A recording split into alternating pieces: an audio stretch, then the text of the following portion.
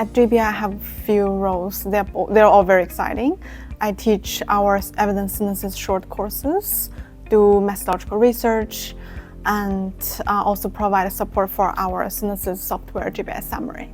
So there are two: the comprehensive systematic review training program and the scoping review workshop. So from CSITP, we first have an introduction of what is evidence synthesis and the introduction of systematic review and why it is important for healthcare researchers.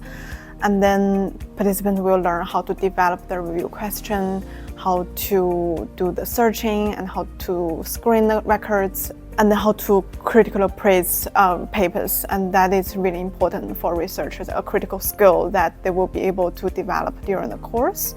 And then different synthesis methods for different types of evidence, both qualitative and quantitative.